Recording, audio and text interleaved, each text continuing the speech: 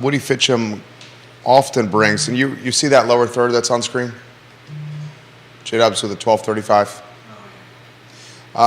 Woody Fitcham always brings quality ammunition, and I think today will be no different. Nikki Chambliss will join us in a matter of, let's say minutes. Keith Smith as well. You, the viewer and listener, can join us with some thoughts and some perspective and ask some questions. I know assessments have been the hot topic in this community, and I think that's an understatement. If there is a positive, it looks like Charlottesville City is not going to raise the real estate tax rate, at least from the conversations that I'm having. We'll see what will happen with Albemarle County. Bill McChesney, welcome to the program. Bill, if there's a positive for you, your Charlottesville City tax rate is probably not going to go up. Maggie Gunnels, hello, welcome to the show. We love when you watch the program. Maggie. Albemarle County to be determined. We'll see what Albemarle County does with that tax rate. A lot of questions. Put them in the feed. We'll relay them live on air. We are live on every social media platform known to mankind. Bill's doing jumping jacks over by McIntyre Park on that tax rate comment right there. J-Dubs, we can rock and roll when you're ready.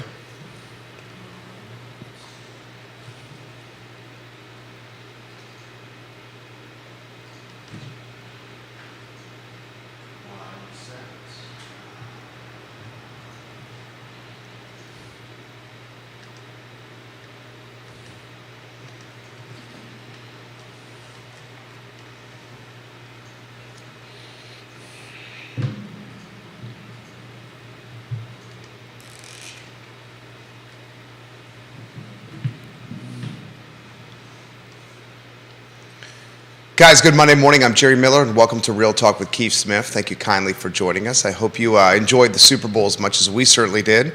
A nice spread, some family, some friends, some good spirits, a lot of people, and a quality football game makes for a fantastic Sunday afternoon, and it makes for a somewhat slow-moving Monday morning, but we're going to bring ammunition to you to jumpstart that Monday as we have what I think is just a beautiful spring morning upon us, even though it's February here in Charlottesville and Central Virginia. The show is presented by Yes Realty Partners, and today's program has some dynamite people on set. Woody Fitcham in particular just brings fantastic ammunition to this show every single time he is on set. Keith Smith, of course, the star of the program, and the show is archived on realtalkwithkeithsmith.com. Why don't we welcome Judah Wickower, our director, our talented panel to the program. Boys, good morning. How are you? Good morning.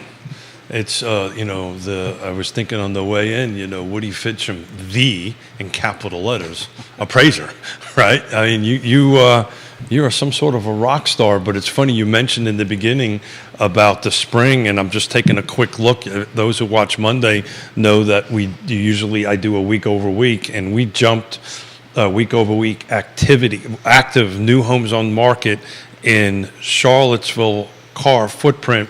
Last week we're at 64, we're now at 80, right? So pretty darn close to 20 units increase. So maybe the housing spring market has sprung, and this activity of new on the market is starting to grow a little bit. But, Woody, for the two people that are watching and listening, can you introduce yourself? I think you want to say for the two people that don't know who you are. Yeah. I'm a little bit. We should change that phrase in general. I'm going to change that. I'm going to change that phrase in general. I'm only on my first cup of coffee, so give me a minute to get the juices flowing. I hear you. Well, Woody Fitcham with Fitcham and Associates. We are a Central Virginia valuation firm. We do consulting and appraisal work for folks looking at for folks that need that, and we work over in the valley here in Charlottesville and as far out to the east as Louisiana. So glad to be on the show. You were dynamite, man. You get a lot of the folks thinking that watch the program. And I've noticed when you come on the show, a lot of the realtors from various firms that, spring up and ask questions. How's the market doing? Why don't we start there? What are you seeing? Strong market. I think we've normalized to what happened back in August with the rates. Rates have inched up a little bit recently, but we're still doing a tremendous amount of new construction work, which that's always a good indicator, a barometer of what's going on in the market. And We're seeing a lot of builders, all the really busy builders in the region are still building and moving along. So that's a really good thing. So that's a great segue into it, because I want to talk a little bit about the other side of the mountain today.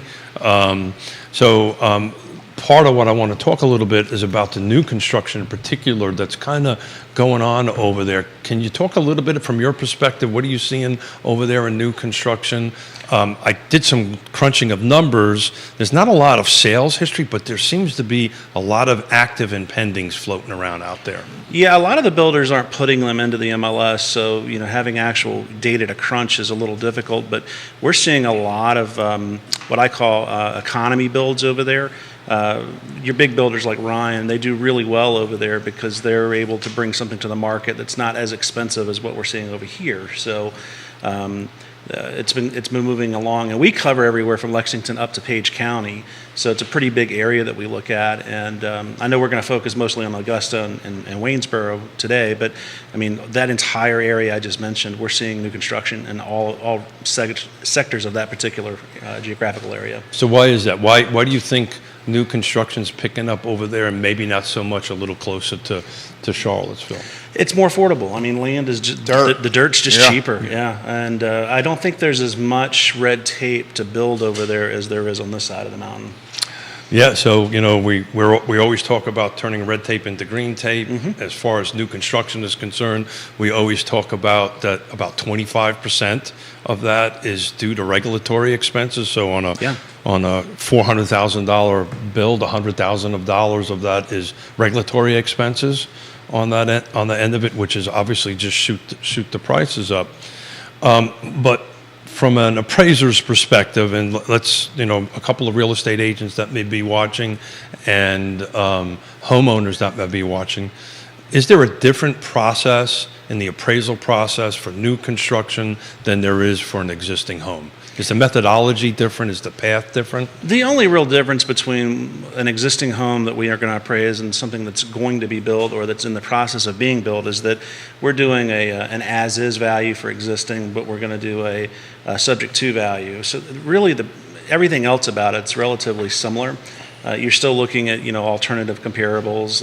What would be the most likely thing that a consumer would compare it to if they were going to buy something, just to have alternatives for the sales comparison approach. So it's all relatively similar, but we're basing it on what's going to be built, not what's actually there. So off of a set of plans and specifications. Yeah. Mm-hmm. So I have a change order right through it. How does that work, right? So I start off with a sales price of X. Mm-hmm. I have a change order with that. How does that get worked into the appraisal process? It's an ongoing process. So a lot of the builders that we work with will, of course, have change orders as they go along. Something gets changed. The lender just sends it over to us, and they ask us to augment the report because we'll submit a report, and in some cases we'll have 5 or 6 change orders happen over the lifespan of that build, which could be 6 months, and we'll continue to update it as they need it. But usually most of the change orders don't affect a lot. Most of the time it's just cosmetic things that folks are wanting to go from one color of vanity to a different or something of that nature. And those things are pretty interchangeable as far as that goes. So I added a couple of new slides today, and I haven't had a chance to talk to Judah yet, but it'll be slide number 9, Judah, if you wouldn't mind. So I did a new slide. It's new construction, single-family detached. This is what's currently active and pending. And I found this number very interesting. The city, this is for single-family detached, the city of Waynesboro has 31 pending and 14 active. So that means, and that's from January 1 until 2/12. So there was 31 new construction homes that were put under contract in Waynesboro. Is that jiving what you're seeing out there? Oh, absolutely. And we, one of the big builders over there, Atlantic Builders, we've been doing a lot of work on the subdivisions that they're working in now. We did the pre-construction and development phase with the bank who's financing that, and there's just a lot going on. I mean, it's that little section where they're building is pretty amazing, actually. So Jerry and I have been talking about this forever. At least I have. it seemed to not have happened this time around. But normally, when gas gets to a certain price point, the other side of the mountain slows down a little bit. And I'm looking at all the data here, and I did not see that in the last couple of years. No, we saw a very strong correlation in that when the 08, 09, and 10 markets, if you were moving further out into the rural areas, it was very affected by petroleum prices. But right now, we're not seeing any impact from it. I mean, it's still cheaper to live over there than it is to live over here because of the price of the real estate. So Nikki has joined us. Good morning. Could you tell a few people about yourself? Oh my gosh. I got it wrong. Jerry tried to teach me. It didn't work. I think we should just eradicate that.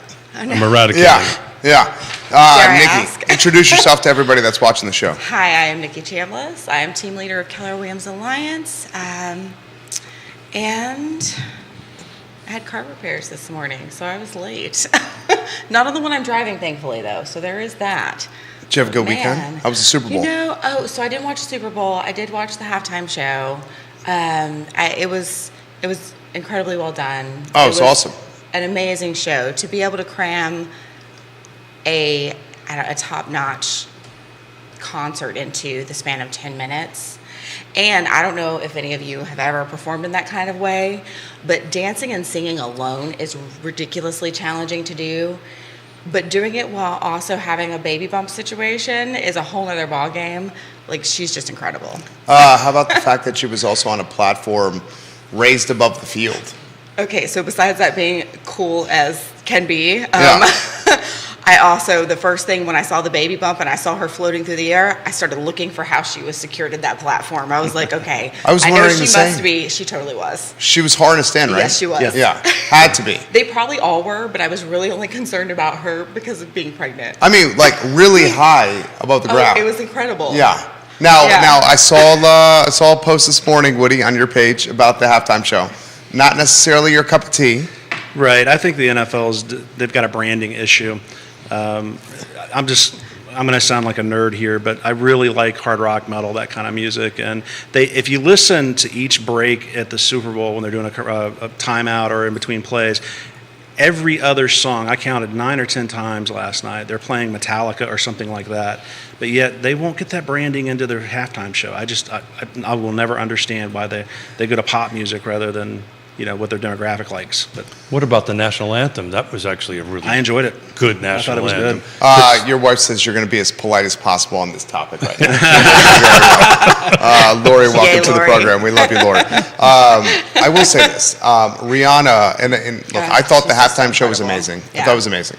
I understand that it's not the cup of tea for everyone. Sure. But she has so many hit songs. And like the challenge she had was figuring out a way to montage all these hits in was it 26 minutes, 29 minutes, something like that? It wasn't. Yeah. I'm not sure. Yeah. I felt like it was even less, but maybe it was a short span of time Yeah. where you're putting a whole music career of hits because she has so many. So many. And you all know them all, whether Yeah. you realized it until the halftime show Exactly. or not. That's the thing. That was it.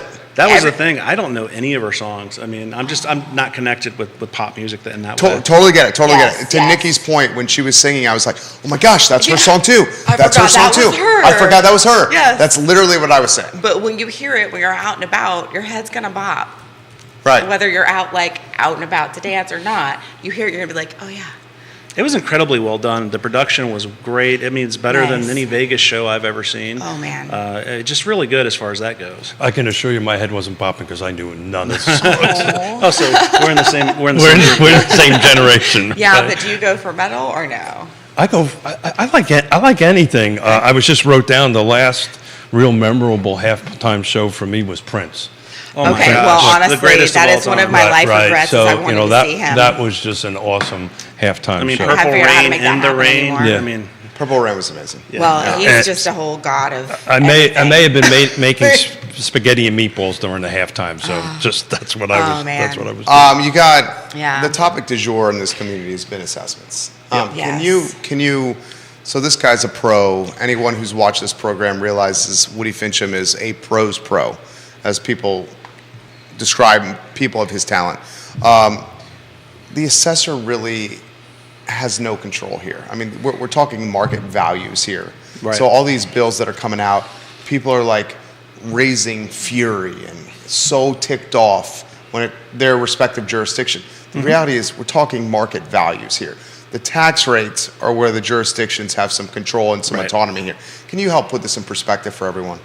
So when you're doing assessment work, you're looking at market value, but that's actually not the most important thing. The assessors are charged legally to be fair and equitable. And they have very small staffs. If you're talking about Albemarle, you're talking 45,000, give or take, parcels that have to be reassessed on an annual basis. So I think they might have 10 or 11 people on staff there that are actually valuing. And if you divvy that up, that's 4,000 or 5,000 parcels a person, and that's quite a bit of undertaking for any office to do. So.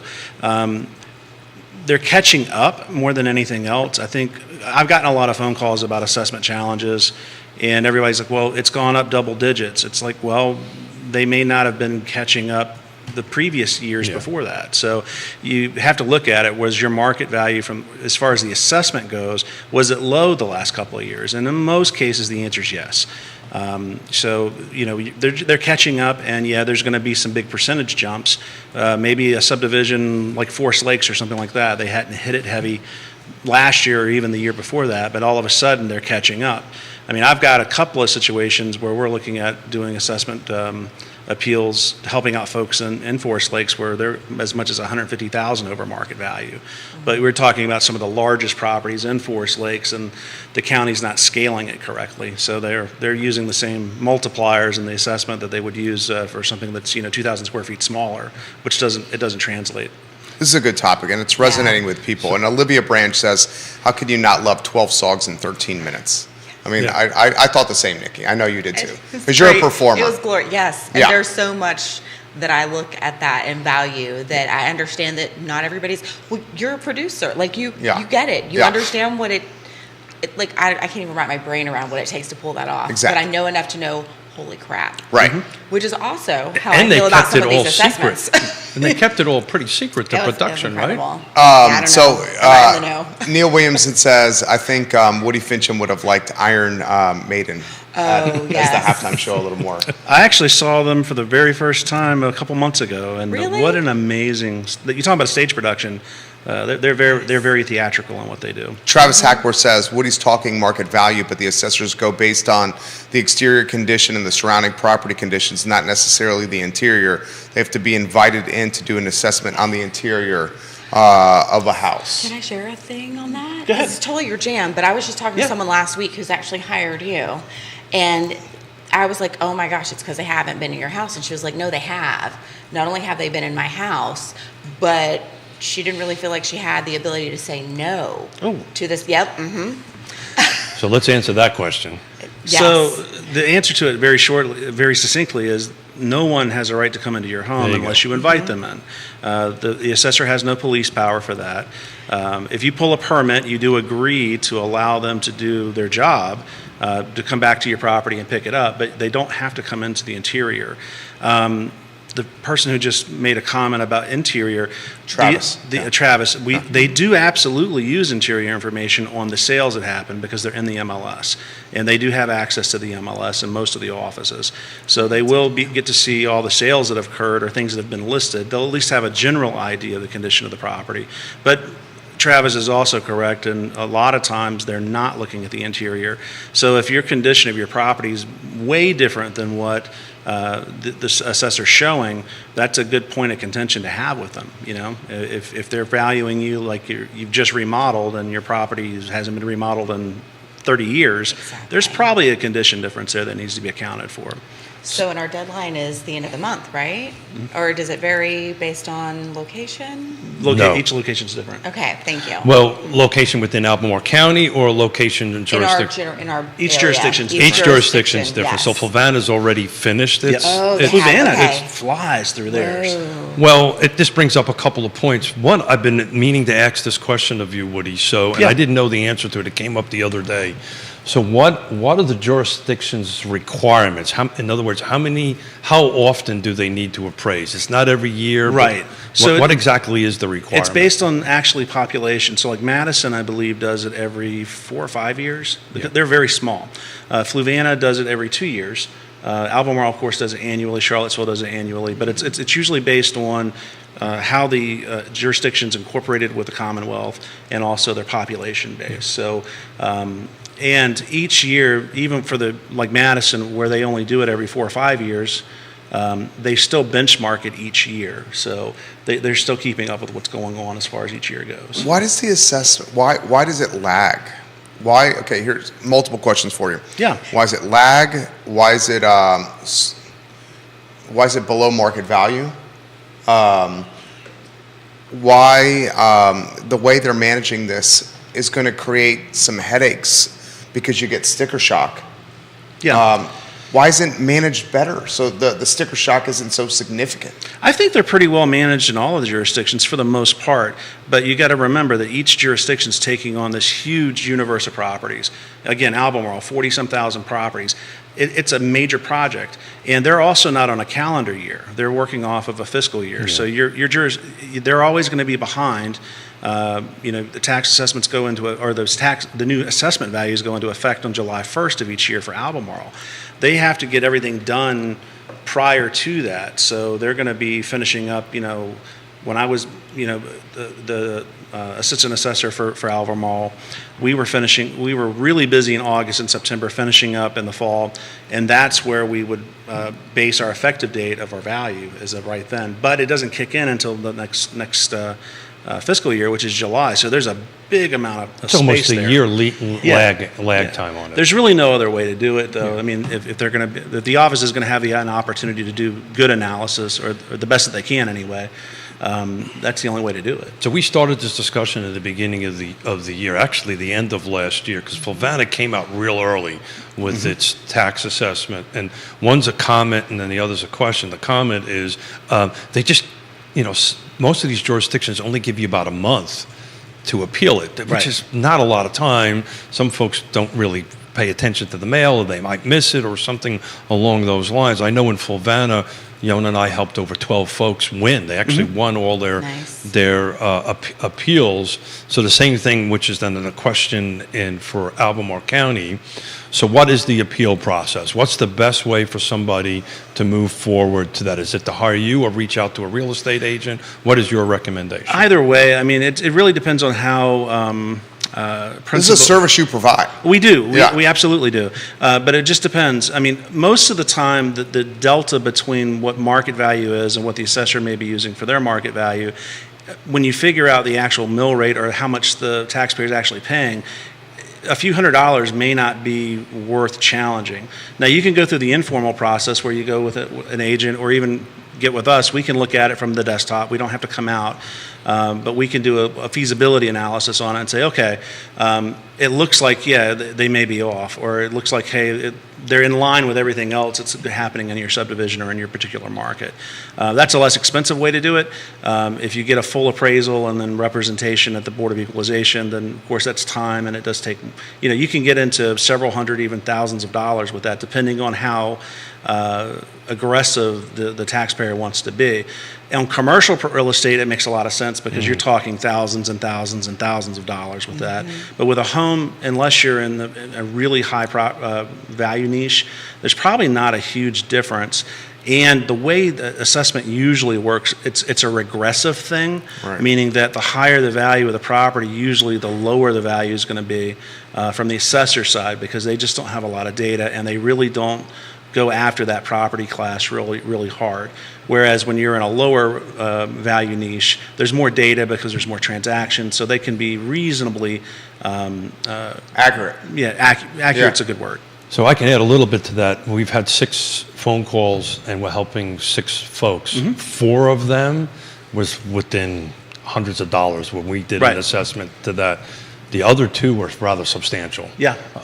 And so what we've done is we did a CMA for them, gave it to the client, and suggested that they appeal themselves on that end of it. And if they need any help, to reach out to you beyond that. But again, it's only been 6, and it's been in Albemarle. But 4 of them were pretty darn close Yeah. You know, when you worked out the math on the current rate, right, and that's the next big thing. You know, what's the rate going to be? Right. At the current rate on it, it was only a couple $100, and they felt it wasn't worth the time or energy to appeal it. Yeah, sometimes it is and sometimes it isn't. And I always chuckled every year that we would do this, because I worked in Newport News, then Suffolk, and then what brought me up here was working for Albemarle 10 years ago. There's always the folks that are just they hate paying taxes of any kind, so it wouldn't matter if it was $10 or $2,000. Sure. They're going to viciously attack it. And we had some taxpayers that would come in every year. I mean, you could almost set your watch by, knowing Mr. So-and-so or Mrs. So-and-so are going to come in, and they're going to complain every year.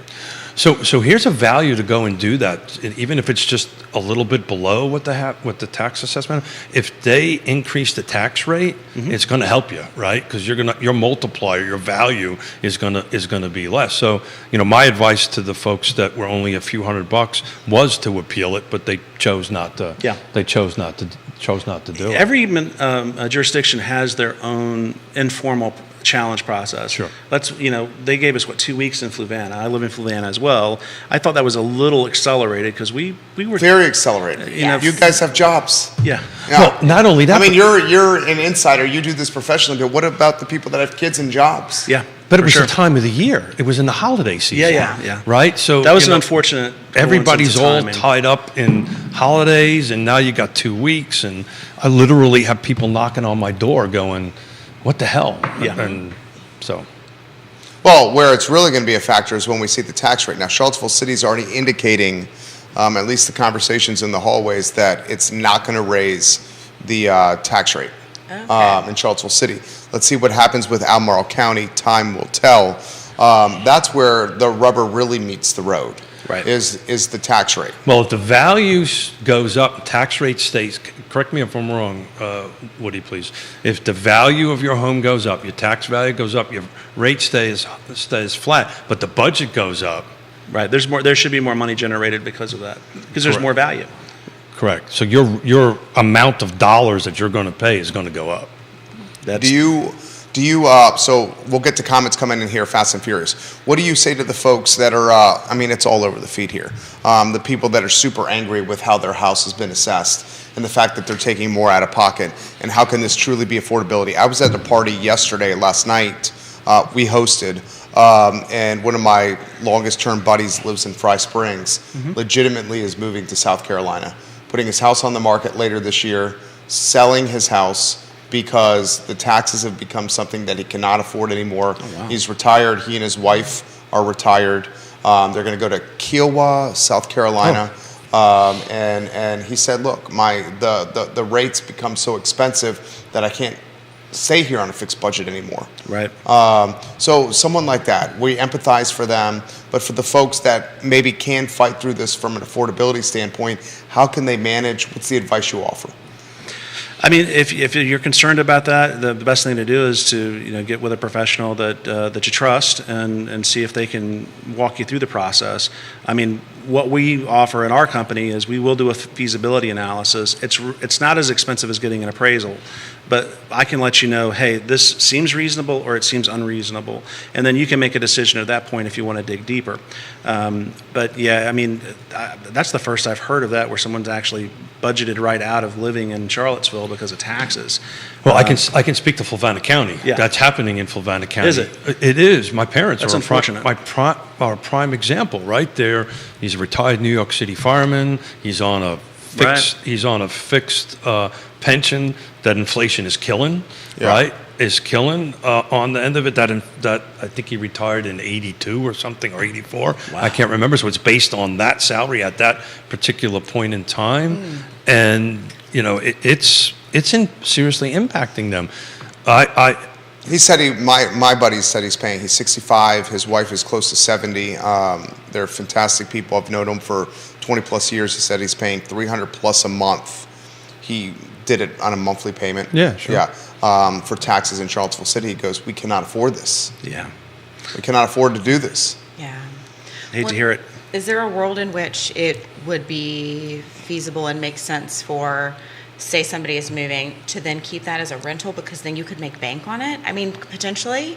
I think he needs to sell the house to Yeah. buy the next one. So Yeah. there are ways though to have that rental income already be set up and be used as part of your income for buying the next house, just so people know. Well- Been there, done that, encourage it for those who are interested. My suspicion is I'm helping a couple of folks with You this. may need the actual down They, payment they, income. they want to make a lateral move, right? They Yeah. probably Got do it. not owe too much on the existing home. Oh, it's paid off. And yeah, that's so different. they're going to cash out of that. Yeah, I that's had a whole different thing. It's interesting. I had Fifth generation in the house. That's amazing though that it's Yeah. paid Wow. off, because it happens more often than you would think that, you know, you stay in a house for that long, you think you're getting all the equity, but then life happens and you take out a line of credit and you take out, you know, there are all sorts of happenings where it's like, oh crap, now I don't have all that. Most equity built in. demoralizing part for my buddy was the house he grew up in.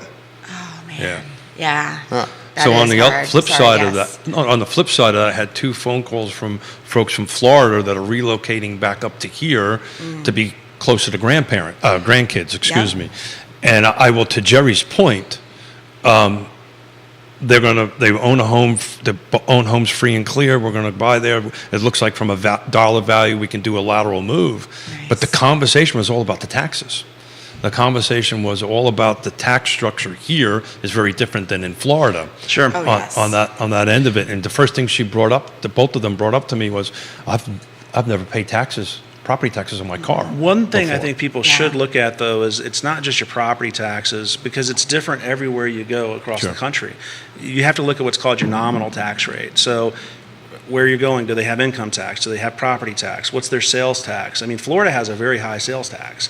So, does. I mean, when you look at overall what's called the nominal tax rate, what are you actually going to end up paying? And some states are better than others. Virginia is not the cheapest by any means. We have income tax, we have sales tax, we have property taxes, and then we have all those additional fees that are taxes by another name. So it's expensive here. What are those additional fees? Well, I mean, you get business licenses in some jurisdictions. What do we pay? I mean, right now my mind's on on Lake Monticello, because we have to pay all these extra fees there for everything. I mean, I pay $1,200 a year plus $300 for a pool pass. I'll never understand that. But there's all kinds of fees. You know, anytime you do any services with the county and they're charging you for it, that's a fee that they give you. It's really a tax. I mean, if you really want to get down to what it really is. Kevin Yancey, watching the program, he says this for Woody. Can you explain can Woody or Keith speak to the 101% rule in the Virginia Code to protect taxpayers? Ooh. That's actually something that I've not thought about in a very long time. I'm going to get this wrong. I just know that for market value, you're supposed to be within a 3% margin. That's usually what the Commonwealth wants to see. And if you're within that margin, then they consider you to be what they call a certifiable tax roll, because the state actually certifies each roll, property assessment roll for each jurisdiction. But the 101, I don't actually recall. Keith, you? No, the 3% is the only thing I remember, and without actually looking up the code and reciting it, I'd hate to go down the road and kind of misquote it a little bit. You know, as Jerry constantly reminds me, our viewers and listeners are extremely smart, so I wouldn't Yes. want to start going down a road that's not correct. The 3% is one I do remember clearly to go ahead and do that. Generally, when I help people do this, you know, I always encourage them, if their assessed value is $1 and we come up with a market value of 90 cents, I always advise appeal it. Yeah. It costs you nothing. From our perspective, we'll give you the CMA. It costs you nothing. The worst thing they can do is say no, right? Then you can at that point make the decision to ratchet it up. So let's clarify that. So there's let's call it a soft sell or a soft open portion of it, where you can do this informally, which is where we are now. And if you are rejected, you still have the right to go in front of the zoning. The Board of Equalization. Board of Equalization, thank you, to go ahead and contest it, right? So you can work that up the ladder of appeals. And there is one through the more pro- step from that. You can appeal it into court as well if That's you're not happy exactly- with what the BOE does, or the Correct. Board of Equalization. But then that becomes a pretty expensive It can be, endeavor. yeah. And, you know, but when you're like $150,000 off, I had a adjoining property owner of mine that was 150 in Flavanna, you know where I live, was $150,000 off. Wow. That's, And for like a hot second goes, oh, well, I won't contest it. I went, whoa, time out. Let me do the math for you, right? And they ended up contesting it and they won. They Yeah. reduced it by $150,000. yeah, and most likely there's a problem there with equity, meaning they're not being fair and equitable somewhere if you're that far off. It's not just a market value thing. It's how are you approaching the valuation? And that's something like when we would go into our hearings, which is the Board of Equalization hearings each year when I was in the assessor's office. When I was in Suffolk, the BOE, or the Board of Equalization, looked at a couple of appeals in one particular subdivision. The equity was all over the place with that, and they ended up asking that the entire subdivision be reassessed because of it. So The whole subdivision? Yeah, so Wow. I had to put 3 or 4 staff members on that to get that, because we're at the end of the cycle at this point, and we really had to rush to get that done. But it was the correct call, because the previous administration in the assessor's office there had not done a good job keeping up with it, and they were treating everybody differently, that's a no-no in assessment. So I just actually emailed to Jerry and Judah. United Van Line does a survey every year. They just released a 2022 survey, states moving in, states moving out, and the reasons why. And I'm looking at Virginia right now. We had a total of 52.2% inbound and 47.8 outbound.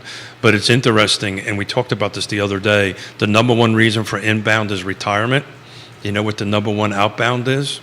Retirement also on that end of it. And family was the highest. To be closer to family was 38.24% on the inbound side of it. So Well, that's always, the grass is always greener on the other side. We see a lot of folks coming down from New York and Pennsylvania and places like that to here because we look very appealing to them because their tax base is very high, Right. much higher than ours. And then you have people that have been here for a period of time and they go, you know what, places like South Carolina or Wyoming or wherever are better for us because it's even cheaper there. So I think it's a matter of just your perspective on what you're dealing with. So Jerry and I talk about the inbound salaries. So they have an actual income thing. So I just did 67% of all the people that came into the state of Virginia made over $100,000. Their income, so they brought $100,000 worth of income to here, and there was there was 6% up to 50,000, 10% up to 75,000, and then 17% up to 100,000. But there was a broke of 100,000 to 150 and 150 and up. But if I totaled the two numbers for the inbound percentage, so there's 67% of the folks that came in here are making over $100,000. Do they ask that, keep the same statistics for those leaving the state? Yeah. So great question. It was I'll do some quick math here while somebody talks for a second. Comments, put them in the feed. We'll relay them live on air. The 101% says that this is Kevin's comment, if a city, county will garner more than 101% of the last assessment, the city must lower the tax rate. Right. That's a tax question, which is outside of my realm of expertise. Working in the assessor's office, we focused on, again, market value and fair and equitable treatment of the real estate. What happened to be, because we would have folks come in every year, and it's like, we hate you, Mr. Assessor, because you're raising our value. And it's like, well, you want someone like me there because we're going to give you an honest interpretation of market value. What happens with the tax rate is completely on the politicians that you elected. If they want to increase it, decrease it, or keep it status quo, that's their decision. We give them we try to give them good information so they can make a good decision for their constituents. If they do or they don't, I can't control that. Well said. Well said. Nikki, for you, have you seen the tax rate, the assessments impacting business in any capacity? Multiple people are asking you that question. About business. Oh, as in real estate. Sorry, my brain went into commercial. That's not what the question was, though. So no, but I do think it's one of those areas where it's a matter of being educated on what's going on. Mm-hmm. Like as a real estate agent or any real estate professional, really, you're going to need to know enough to at least guide someone to the appropriate person and be aware of what's going on enough to have an intelligent conversation. It may not need to be in depth, but as a realtor, you're going to need to know more about that. You're going to be the top tier of knowledge as far as what those values are currently. And like Woody had shared about, there's this delay. So there really is a lot of room for error in that for people to fight it. I don't know what, appeal. There we go. That's the word I was looking for. Appeal that amount, right? So does it impact us? Yes. In the way that anything that is real estate related is going to impact day-to-day real estate life. It matters. It makes a difference. As we were talking about, it does mean some people decide to move because it does make it unaffordable to live in the same house you've had for years, especially on a fixed income. And it is an important thing to factor in. Well said, Nikki. Great Keith? question, Woody. So I have to pull up a different tab for that. So I'm Yeah. trying to do this live. Exactly the same amount percentage moved out. Really? 67% of 100,000 and up moved out. 67% of 100,000 and up moved in, which is And this is based on what period of time? so. This is 2022, all of 2022. So United Van Lines does this Yeah. analysis that they do. They've been doing it for like 30, 40 years. I have to look at the length of the time on it, but they do this every year. So that's really interesting. It was 67% in and 67% I'd like to out. see the delta between the years on that, just because with COVID, the 2 years of whatever you want to call it, it's with people being able to work from home, and now a lot of the corporations are saying, hey, you got to come back. I wonder how that's affecting people moving in and out of the state as well. So I can do that because this goes all the way back to all the different years. how So about I'll do that? some quick math while somebody else talking to see what year would you prefer, 2020 or 2021? Well, let's go pre-COVID, like 2019? Yeah, something 2018, 19, 2018? something like that. Okay, cool. Well, and also, where can we find some data about these companies? Like, we're talking about companies that are making people come back in, but who are they and where, like I have a friend at UVA, she's still remote, and they're letting her, and of her group, she's the only one who is still remote. They were not told, though, that would be able to be long-term, right? For her specific situation, she's pushing that because that is the biggest value add for her staying in that role, and they want her to. I think the biggest folks that I've seen, through media, of course, this is completely arbitrary. I don't have any data to back it up. But you're seeing the big companies like, Amazon, and you're seeing Google and all of those. Their CEOs are very Byzantine in how they approach it. And they've got that old school mentality of managing people, and they want to have that top down where they're over top of people looking at what they're doing all the time. I think some of the data we got out of COVID was, if I recall correctly, that efficiency in the workplace actually increased because people were happier working from home. But there are some CEOs out there that are like, hey, I got to have my staff here because that's just the way I want it. No, I get that. No, totally. I'm just wondering, because I think a lot of those were not people who were told, hey, we're going to continue this will continue to be an option. Whereas there are people who, like I mentioned before, 2 people that bought houses from me during COVID life, they're still working remote. That's working incredibly well for them. It's actually created for one of them a whole another option where the plan will be for her to continue staying remote. That's awesome. And they, their companies, both of them, actually one of them is Closure Title for one of my clients, and he's been able to stick with that. They have a considerable amount of remote employees, and it goes very, very well. They do wonderful work. 2018, $100,000 and up inbound was 61%, outbound was 62%, so a little bit less than 2020. But they actually, I'm going to open up the tab for primary reason for moving to the job thing. Nice. 62% was inbound for job. Retirement was only 12% inbound. The outbounds are all different. It was retirement 23%, family 26%, lifestyles 13%, job 48%. But it was in 2018. To your point, it was 62% of the folks that came inbound were coming for a job, versus. Hold on a second. By the way, this goes to 1977. Well, I guess our economic developer folks in the cities, counties, and at the state are doing their job because they're bringing people in for work. Yeah, but it's changed since 18 Yeah. to now. So the job, in 2022, the inbound job is 17.65%. The outbound, people leaving for work, is 39.43%. Wow. So that's and the highest ticket currently, the number one is at family for 38%, and then retirement at 20% on that end of it. This is an interesting comment. It's from Anonymous, and you know he's a data guy. Yeah. Have you touched base, you guys? You guys have a lot in common. We've not touched base, but I've read some of his things, and he's a very intelligent guy. Macro data guy. Yeah, for sure. Finance guy. He says, I would love to get Woody's take on this. People are going berserk about the assessments right now. Anonymous has openly said he lives in a very expensive house in the city of Charlottesville. Mm-hmm. Okay. He says, I tend to think the assessments are at a general level pretty accurate. People need to refocus the question around the tax rate and why it doesn't go down after a 2-year period of 25% assessed value increases. To your point, this is the elections matter, Neil Williamson line here, right? Yep. It really does. I mean, if your politicians are holding you hostage, it's time to get new politicians in those seats.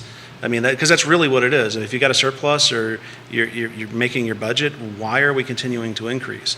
Particularly with how poorly staff has been managed in the city. And I'm not trying to pick on anybody, but I mean, the amount of openings that we've got right now in the city, it speaks to the management of the city.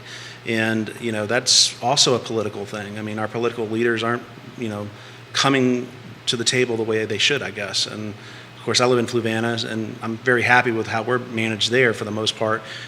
So, you know, I'm throwing fruit at people where I don't live here, and I don't mean to upset anybody, but I mean, that's ultimately, I think, you know, it's a politician thing, and it's if you're not happy with your tax rates, that's why you go to the booth and you vote. So as far as Fluvanna is concerned, on Friday, we're going to have Moselle Booker sitting in your seat and Chris Fairchild Moselle Booker now is a challenger. And I was just about ready to say, contested elections matter. Yes. Right? Non-contested elections don't matter. It's an anointment of somebody. I mean, if you've got to run, you've got to have competition to go ahead and do that.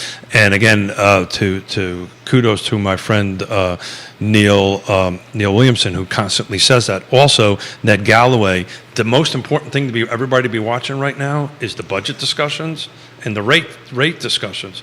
But what you can do to help yourself is what Woody is talking about. What we're doing is, if you feel that you are overassessed, your values are overassessed, reach out to Woody, reach out to a trusted advisor, realtor. Go ahead and see if we're on track. If it is at market rate, more than likely you're not going to win, right? But at least you know it, that it's at market rate. And then the next thing is to attend board meetings, support Neil Williamson.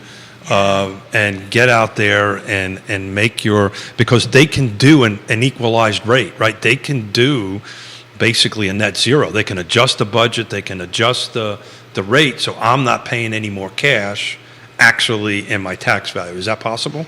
Yeah, I mean, that's completely up to the politicians to set that rate. And, you know, the thing is, you know, once you raise it, they very rarely ever lower it. I don't know that I can ever call any time. Well, we did in Fluvanna. We did. Okay. Yeah, did in Fluvanna. I think twice. In Recently? Recent memory. Yeah. Oh wow. Yeah. They adjusted the. I think they actually lowered the budget a little bit, which then adjusted the rate. I think it was last year actually. This for Grace and specifically for Nikki. Do the assessments and the tax rates impact real estate sales specifically? Yes, no. It's yes or maybe no yes. Oh, no. Yeah, hold on. Say that one more time. It's okay. No, It's no. okay. I need to know it. Yes, maybe, just no, me. yes. It's Maybe just me. yes, maybe no yes. There we I think go. is what he's saying. Yeah, I can't repeat that. Apparently, I just can't do it. No, because here's the thing. It should be part of any normal part of the conversation that you're having about a home, right? It's part of your purchase. It's important information. It's in the listing. It's part of the information being reviewed. It's also part of the information that the real estate tax, I'm not going to assume what was put in that little box in the MLS is correct. I'm going to double check it myself. That's just me being a little extra, but I would so much rather be a little extra, be thorough, and be right than have a mistake that I later have to explain. I truly, I mean, I think you guys who watch the show know if I don't know that I can be right, then I'm going to speak around a topic, but I'm probably not going to commit to a specific answer like this one. Because it is both. It's not necessarily ruling most people out of making decisions on a house, but it is always part of the conversation in real estate. And I kind of feel like maybe the question is leaning toward asking, hey, is it important enough that it's impacting people buying or not? Not most of the time. So on the sales side, we always generate. Nicely done. Thank you. Yeah, That was well done. I do kind of like what I do a lot. yeah. Nicely done. You could totally run for office. That's a great answer, non-answer. How about I don't know that I feel like that was a compliment, No, Woody. it's totally a compliment. That was a compliment. Okay, That's thank a you. tough topic. this question from Neil? Does Charlottesville have an income problem or a spending problem? That's a hard. I don't know, but that's a great question. I think it's a spending problem. I think Woody would probably. I don't want to put words in your mouth here, but I think it's a spending problem. I'd lean that direction, yeah. Yeah, I mean, it's you can't constantly find reasons to spend more money in a jurisdictional budget and create affordability, because you're going to need income or revenue to support those additional sources of spending. Yeah. And that's what they're doing.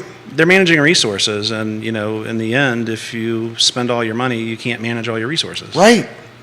That's how I see it. Yeah. So a question for Neil, and he probably knows this off the top of his head. The city of Charlottesville, the total budget, how much of it comes from rooftops, residential rooftops, and how much does it actually come from commercial? Because, with the new zoning amendments that they're working on and the conversation that we're having on Friday about expanding the 5% around Albemarle County, a lot of local elected officials think adding rooftops don't help the bottom line, the budget of in my opinion, the budget of the county or the city. But if we don't grow any more rooftops and our budgets are going, everybody's taxes will go up. Yeah, but if you, devil's advocate, and you jump in, if you grow the rooftops, you're going to have to also grow the infrastructure. Yes. And if you grow the infrastructure, that's going to cause more spending. So we have to define what infrastructure it increases. Roads, schools, public Roads, works, yep, and all police. that. Mhm.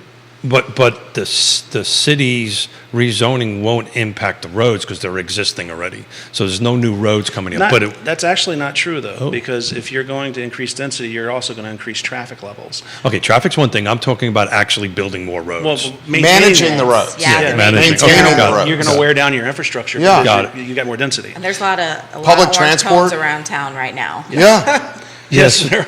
So many. 100%. So I can't speak to it so specifically. I'd have to go ahead and pull it up. But I remember reading a statistic or a report that was done that it actually did not increase cars. The putting apartments and so forth and so on in the growth area didn't increase so many cars. It had a lot to do with the parking requirements. Right. Which, We don't have any parking, though, so. Yeah. Nor do So we have a public transportation system that can support Yeah. minimizing that traffic, Yeah. not in a real meaningful way. I don't think you're basically saying it's not robust and consistent enough just to help people. I agree with That you. would be a start, absolutely. It's yes. absolutely not scalable the way it is right now. They would have to, our transit authority would have to change a lot of things. In It's order not to meet it. usable for many people the way it is right now who are using it, and they're making do or getting fired with things like 2-hour gaps between connection. It's been a while since I've had anybody who needed to use it, but I think it was actually not that long. My now 21-year-old was using it at the age of 17, 18 to try to get back and forth from K-Tech to, I think it was my house, right outside of my neighborhood. And it was very challenging. There was like a 2-hour gap it was like, at that point, just if the Brutal. weather's nice, walk, but also, having my young adult walk that distance still makes me a little nervous. Of course, your mom, Yeah, I can't help it. I'm like, I get that it's okay, but also, oh. side of the road. Yes. Yeah. Yes. 100% empathize Yes. with you. I would worry the same. Look, comments are coming in fast and furious here. How about this one? This is a great one from Stacy. How can we be pro affordability if we're raising taxes and assessments at this clip? We have to continue to explain to the viewers and listeners that the assessment increases are not necessarily in control of anyone here. That this is happening. It's the rate that matters that we got to Right. watch here, right? and Right. the budget, the rate in the budget. Well, the budget influences what the rate's going to be. That's exactly right. When the finance departments in each of the municipalities put out their forecast for their budget, they're trying to figure out, well, how are things going to change over the next year? And like I said earlier, it's rare that you see a municipality actually cut the rate, because it's like once you give government anything, they continue to take. So. Well, one can say the same thing about the budget, right? Some jurisdictions do adjust their budgets, right? Right. Nelson County, to be an example of that, they adjusted their, I think it was last year, their budget and their tax rate, so you were revenue neutral. So in other words, you're for the most part, your tax dollars that you're paying did not go up. Right, on that end of it. Very few jurisdictions are able to do that, though. And Nelson's interesting too because they've got that special use permitting that they do now, so they can do spot zoning up and down moves as they need to. So good for them, you know. Well, and Nelson also has a benefit in that their population, school enrollment is decreasing. Right. Yeah. And a lot of their population is decreasing. So that helps them from an overhead standpoint. For sure. Neil says 35% of Charlottesville local taxes are from residential property taxes and related. 8.66% of local revenue comes from Albemarle's revenue sharing agreement. It's from the King Content, Neil Williamson, Keith Smith. Thank you, He Neil. answered your question for you. Thank you. I knew that he knew that off the top of his head for sure, and then he could chime in on that. So while everybody was talking, I was trying to see where the tax rate ended in our county. So if everybody gives me a minute, I might be able to show where tax rates. Nikki Chambers, Yeah. how's the market looking from your standpoint? What's because you're a great Yeah. barometer with so many agents under your tutelage. It here. really does help, yes. It's a wonderful thing, and I love being able to be connected with all my agents and seeing what's happening. And sometimes I actually have the privilege to see firsthand when I have someone who I've worked with on like 3 transactions who's ready to sell again. I'm still going to initiate that contact. I'm not going to be their agent, but I have the privilege to still sit and meet and do some consulting and be able to connect to agents, which is wonderful, and I love it. But I will say, I feel like what we really are seeing and feeling for the first time in 2 years is that seasonality, which also means that we're seeing that end. Everybody's feeling really busy. They feel their listings are coming out, like the increase, and it's not a huge increase, but we do a new listing email every week that goes to the car agents. And we've had that tick up. Last week there were more on that list than the last previous weeks because of seasonality. In our sales meeting for the first 15 minutes, we talk about what we have coming and our needs for our buyers and specific things. And there's been a tick up of, oh, hey, yeah, this is going to happen here, and we're expecting this by the end of the month, and, you know, this isn't for a little bit, but I'm thinking March, and it's like, well, March isn't that far away, first of all, and that's awesome. So it's picking up. We're seeing that spring market happen, and I think it's exciting. So I started off the show a little bit Yeah. talking about that. So we're looking at the car footprint. We had 79 new homes come on this last 7 days going backwards. A week ago, we were at 63. So Yep. we are starting to creep up. Pendings are actually dropping a little bit. Pendings are last 7 days at 71. A week ago they were at 88. So the absorption's changing a little bit. Yeah. I'm curious about the pendings the last 7 days because when we started in the beginning of the month, there was a ton of triple-digit days on market, and I'm looking at the last 7 days, I was going to say, I think that, and that is kind of weeding itself out. yeah, what As are we you talked saying? about. Yeah, so out of the 70, I'm looking at the pending right now, out of the 71 pending, only 1, 2, 3, 4, 5, 6, 7, 8, 9, 10 of them were over 100 days. So Okay. we're Yeah. weeding through some of the inventory that Yep. I think has been on the market for a while. Well, it's so crazy. The rates dropped just a little bit, and people jump back into the mix. Now rates are going up. We'll see what that does to demand. Nikki, you want to jump in? I really do feel like yes, they make a difference, right? But I do feel like we've adapted at least an area enough to where it's not a huge deal, because just a few months ago, it was a big freaking deal. And we were talking about how this was needed, and we would adapt and it would adjust. People would get used to the new normal because they were going to have to, and I feel like they really have. So yes, it makes a difference for some, but I think a lot of times that's going to be more for the market that is either trying to buy closer to the top end of their budget, or for people who are just a little more particular about that and feel like that savings matters enough to miss out on one thing to wait for that interest rate adjustment to have another thing. I think that because the rates raised so much so quickly, the discretionary side of, hey, I want to move versus I need to move kicked in. Life continues to go on. People still need to move. You get a job somewhere, you got to move. You have a baby, you got to get a bigger home. I mean, those things are going to continue to happen. Yes. You're just not going to have people that are wanting to move as much because their buying power is diminished. And and the problem now, like everybody says, if I sell now, I've got to buy something. And our household, we're at 2.75% on our mortgage. Wow. I'm not going anywhere for a while. I mean, Until you have I don't to. need to. Yeah. Until you have to. Yeah, I'm in your boat. Yeah. yeah. And as, again, looking at this United Van Lines, the reasons for outbounds, their retirement, health, family, lifestyle, right? Cost, and I looked up what they defined as cost. This is, interest rates and so forth, is 11%. Right. But I've been meaning to ask both of you this question. Scott Morris, Ross Mortgage, Yeah. has predicted by the end of the year we'll be sub 5. What do you think that's going to do to the market? How is that going to impact the market, and is it a good thing or a bad thing?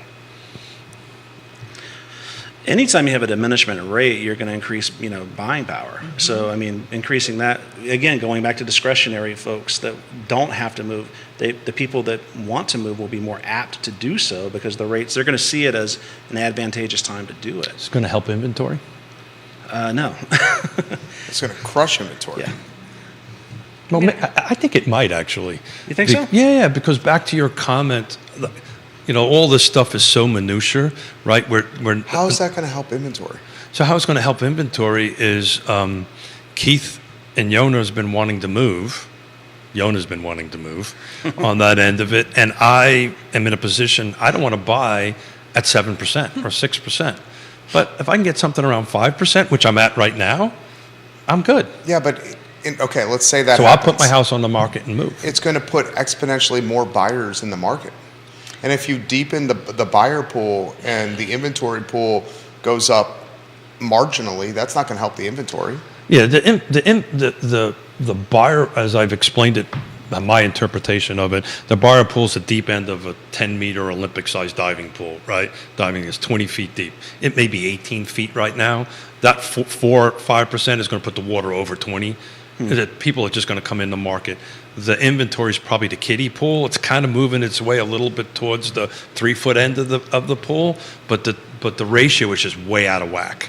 And looking at days on market and stuff like that, we're dropping days on market again, right? We were looking at a little bit more longer in the tooth on days on market. Now we're back in most cases under double digits. In days on market. It's a good time to buy from the sense that sellers are willing to give up more concessions right now. They're willing to. It depends. It's going to change. If we get more buyers in the market, that's going to go away. But what we've been tracking is we're seeing more frequency of concessions, and we're seeing a return to historical 3%, where concessions were between 1% and 2% whenever they would happen. And sellers are really trying to make it happen. I think a lot of that was from panic because the rates went up. But that's going to normalize out too. If the rates drop, we get more buyers, and I think that will dry up. So in your professional opinion, I use days on market as a tracker of are we in buyer's market or seller's market? What is your days on market? In other words, when is that switch going to happen from a seller's market to a buyer's market? In this region, what number of days do you use? We're 30 or below. We're definitely in a buyer's market. Yeah. Traditionally here or historically, I think, and of course the new normal is the new normal. We don't know what it's going to be. But He means You meant seller's seller, market. yeah. he meant I'm sorry. seller's market. It's okay. Thank apologize, you. yeah. I saw your face too. Yeah. I was like, yeah, somebody's got to say it. Yeah. Apologize. Thank you. no But we knew worries. what you meant. Thanks for keeping me straight, guys. But yeah, bottom line is, sellers are in control, and until we get up to 60 or more days, which I don't ever remember us being at that point. We had back in the bad old days, we were in 90s, 120. What are you talking, 08, 09, 10? Yeah, correct, yeah. Yeah, that was BW. That was before Woody was here. I love it. Oh man. But I'm just looking in the car footprint. What have sold in the last 30 days is 189 homes, units. This is all the whole car footprint. 15 days on market is the median. Yeah. Okay. which that's kind of high over the last 12 months. I mean, but it's not bad at all. Yeah. Well, it used to be 90 days used to be like the benchmark, right? When it made that shift, right? I think right now that benchmark is closer to your 60 days. I think it is a new normal. I think when we start going north of 30, it's now going to kind of make that switch where buyers will have a little bit more control. But it's real estate is, again, these 6 things. I get myself into a little bit of trouble saying this all the time. It's location, price, features, condition, timing. Is it the right timing for you to move? And who's on the other side matters. Is the professionals on the other side matters on that end of it. But if you hit all those first 4, those are in single digits. And we are experiencing multiple offers. We are experiencing no contingencies. But when you're now maybe don't have the right features or the right conditions, that's when you get in and you can do 2-1 buy downs and different type of concessions. Yeah. So I'm wondering why, or maybe people are having this conversation, but instead of, hey, let's wait for the interest rate to go down, if you're in a position where you could afford the mortgage rate at whatever the higher interest rate of the moment is, and it's a house that you want, then what about the conversation about maybe tossing some early payments into things? Because if you do that math over the long term, honestly, anyone who's bought a house, when you look at that amortization chart, I don't know about you, but it makes me want to have a heart attack. So maybe that doesn't happen for you. That's cool. It definitely does for me. And one of my big goals and ways to try to manage finances is to throw some extra money at that. Absolutely. So that I'm not paying as much interest. So you can essentially manage the interest that you're paying, maybe not month by month in that way, but over the long term to where I may not have as low of an interest rate as Woody over there, because I do not. But when I'm tossing extra payments at my mortgage, essentially it could easily balance out to equal the same. It really could, yeah. That's called the time value of money. Yes. And unfortunately, a lot of consumers concentrate on their monthly payment more than they concentrate on how much is this mortgage actually costing me. You're paying multiples in excess of what you're actually purchasing the property for over the course of a 30-year mortgage. And the monthly payment's important, right? Yeah. I thought I was going to qualify for a VA loan, and I learned in the middle of purchasing my home that I did not, which was really special, and it made a big difference in my monthly payment. Sure. And I had to take a step back and go, oh, crap. What am I going to do here? I want the house, but this wasn't what I had budgeted, so what am I going to do about it?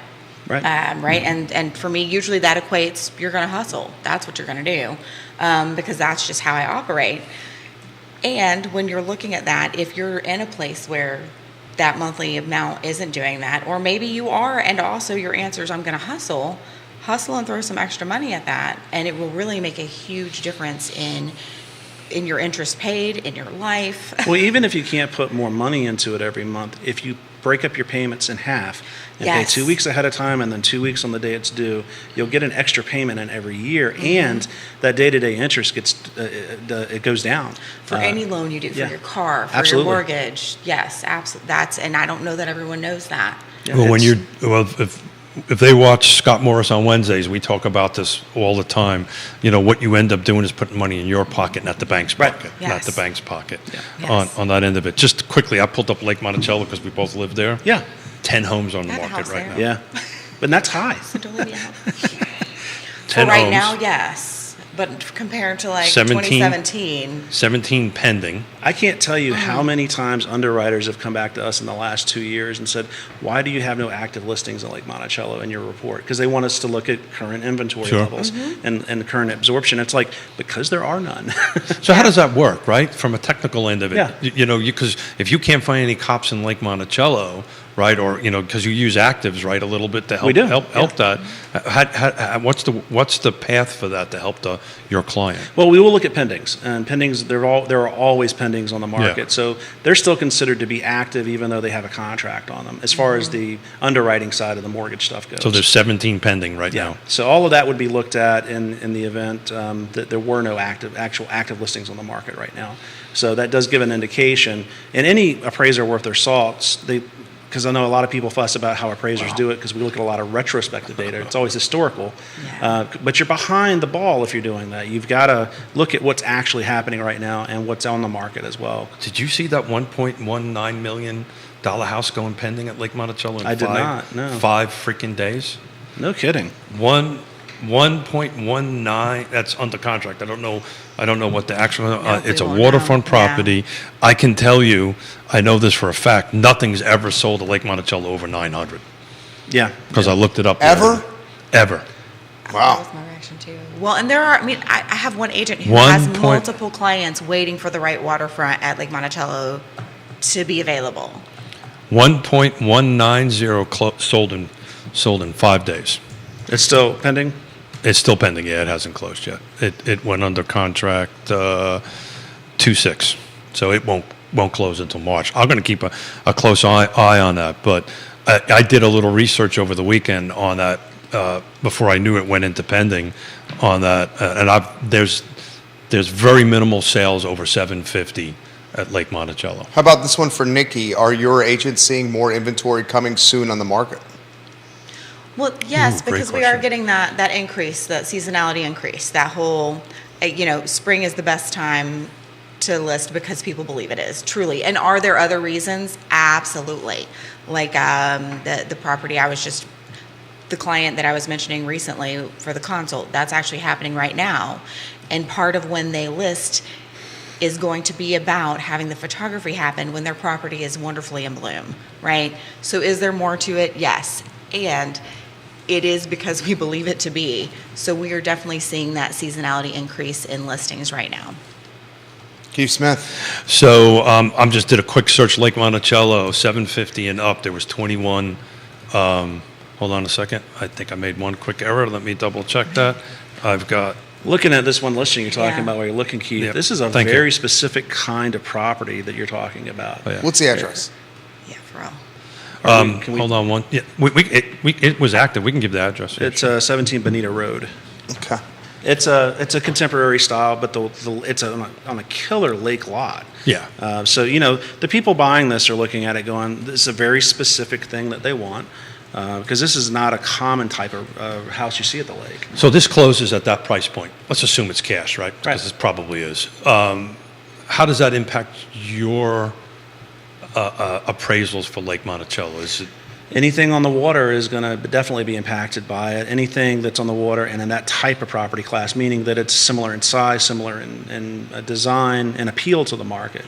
Again, this is a very specific type of home, so the consumers that are looking for something like this may be a smaller pool of buyers than. And this home's beautiful. Yes. It is. It really is. And you're right, it is going to be a smaller pool of buyers.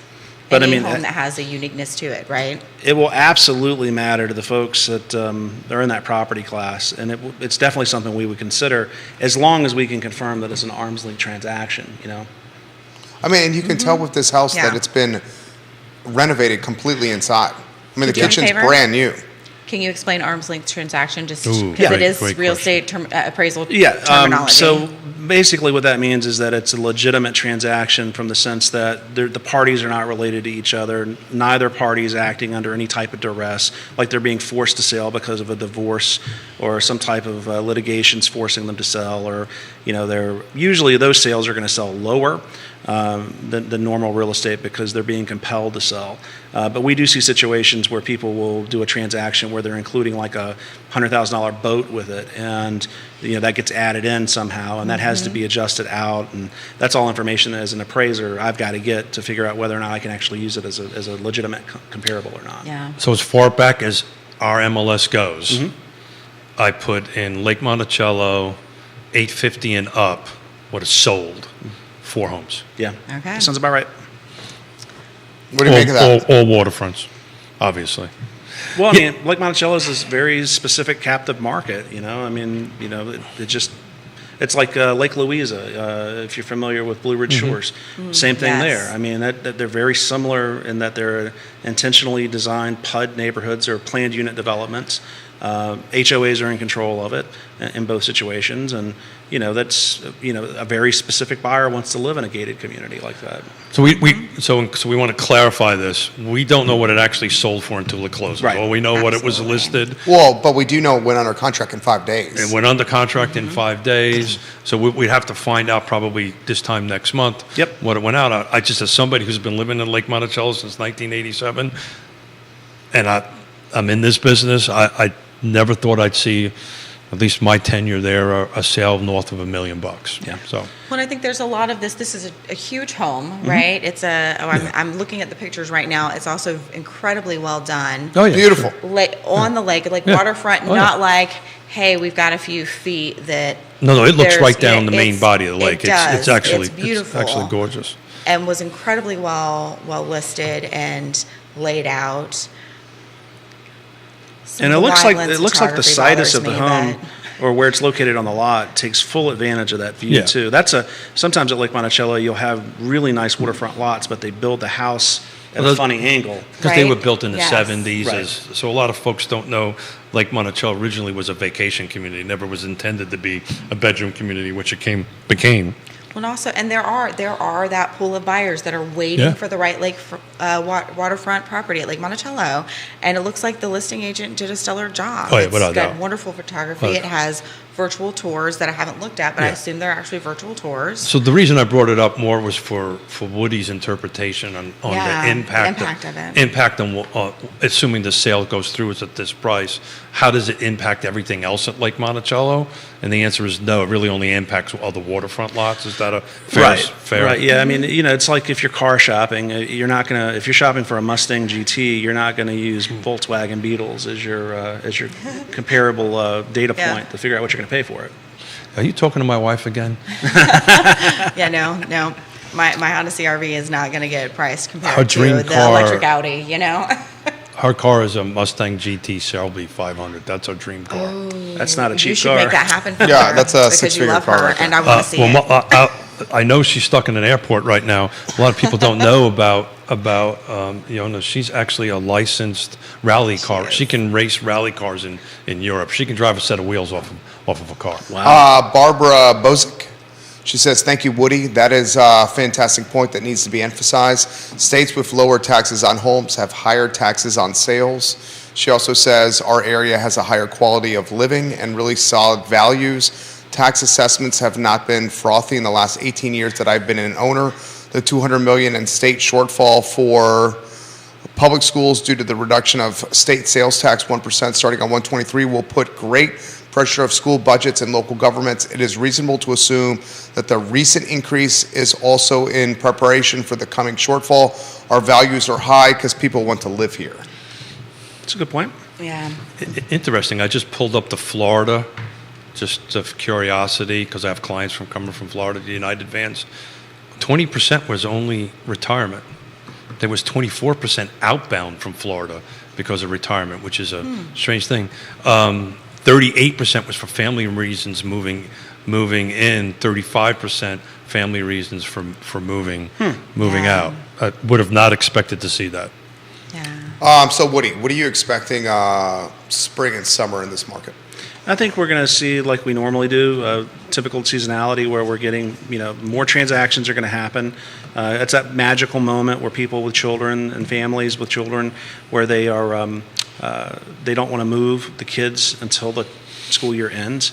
That always influences a lot of the single-family sales that we're seeing. I just don't see us having a weak market right now with everything that's looking the way that it is. I mean, the rates are, I think, for the most part, have been accepted by the consumer, and people that want to buy are going to buy. Well said. Nikki, same question for you.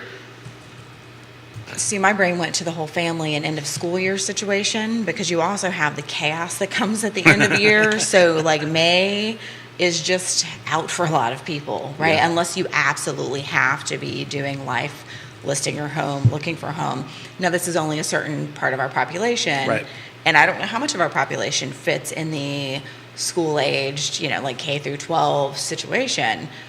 But those type of things definitely impact. Now, as far as going to the question about what I expect to see, agreed, definitely that seasonality. We've been talking about that for a while now, but especially right now, it's just what we're seeing. Mm-hmm. So we're going to have like the spring pickup. We're going to have the beginning of summer where I'm expecting it to just kind of calm a little bit. Then there will be another pickup, and then there will be another calm, and a lot of it does happen to be tied to some of that like school schedule impact, along with people going on vacation. Like, people like to go to the beach for the summer, and when they're at the beach, they're not necessarily looking at houses here. They might be looking at houses at the beach, But then we also have a lot of our beach people come out to the mountains for their vacation. So we get an influx of our out-of-towners maybe looking. So it balances out a little there, but not quite evenly. Well said. Keith Smith. Yeah, so I've said this before. I'll keep on saying it. Spring already sprung. The spring market already sprung. There is Yes. I don't think there is any spring market any longer. I run a 20-something year spreadsheet taking a look at volume of sales. I've been doing it for 20 years. That whole spring market really hasn't been around for a long time. It starts pretty much January 1. So is it the post-holiday market then? Yeah, I think we need to define it something else. Yeah. I don't see it as a spring market, post-holiday market. It's over into the beach comment.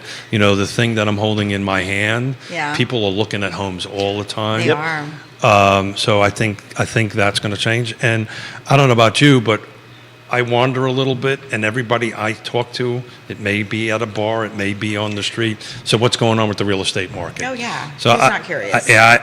I think this trajectory is just going to continue to go up. Yeah. Oh, Keith, whenever we go to a party or a social gathering, I don't tell anybody what I do for a living. It's pretty hard for me not to do They that. back you into a corner. Oh, no.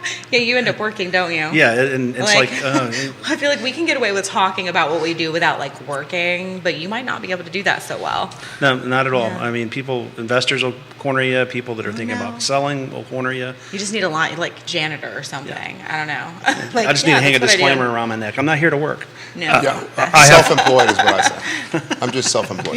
Nice. Well, Keith Smith. I do love having the conversation. So Keith Smith, Nikki Chambliss. Yeah, got it. Woody Fincham, guys. This show is Real Talk with Keith Smith, and we just try to make difficult topics approachable for you guys. Keller Williams Alliance, Fincham and Associates, Yes Realty Partners. Judah Woodcoward is the director. The show is archived at realtalkwithkeithsmith.com, and we welcome your questions as always. Thank you kindly for joining us. The I Love Siebel show is up in approximately 50 minutes on a Nice. gorgeous Monday in Central Virginia. Oh my Thank you goodness, for yes. watching, guys. Nicely done. We needed this gorgeous Monday after that dreary day that was yesterday. Yeah, it was a nasty day, wasn't it? Woody, you're a pro. Thank you. Appreciate it, Nikki, guys. thank you.